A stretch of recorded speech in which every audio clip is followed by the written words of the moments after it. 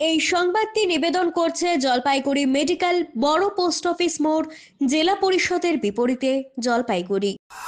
3.07 kilometre Pathashree প্রকল্পের কাজ শুরু হলো উত্তরবঙ্গের জলপাইগুড়ি পলিটেকনিক ইনস্টিটিউট এলাকায়। বুধবার এই কাজের সূচনা করেন এলাকার পঞ্চায়েত প্রধান, পঞ্চায়েত সমিতির সভাপতি সহ প্রাক্তন উপপ্রধান তথা তৃণমূল কংগ্রেস দলের এসসি এসটি ওবিসি সেলের জেলা সভাপতি কৃষ্ণ দাস প্রমুখ। এ প্রসঙ্গে কৃষ্ণ দাস জানান, 2011 সালে পশ্চিমবঙ্গ সরকার পরিবর্তনের পর থেকে মুখ্যমন্ত্রী মমতা বন্দ্যোপাধ্যায় নেতৃত্বে রাজ্য জুড়ে যে উন্নয়ন চলছে, এই পথ তারই একটি অংশ।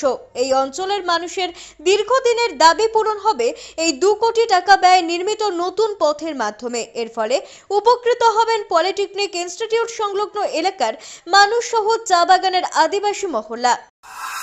ভালো কাজ হবে, ভালোই চাই যে রাস্তাটা আরো ভালো হোক এবং যে উদ্বোধন করতে কৃষ্ণদাকে আমরা ভালো জানি, ভালোবাসি এবং কৃষ্ণদা উদ্বোধন করলে রাস্তাটা আরো ভালো হোক। আমরা রাস্তার কাজের জন্য সবাই খুশি।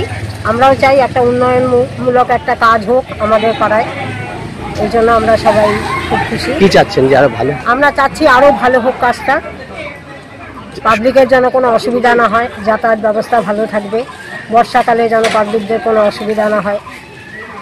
খুশি আপনারা? আমরা খুব খুশি।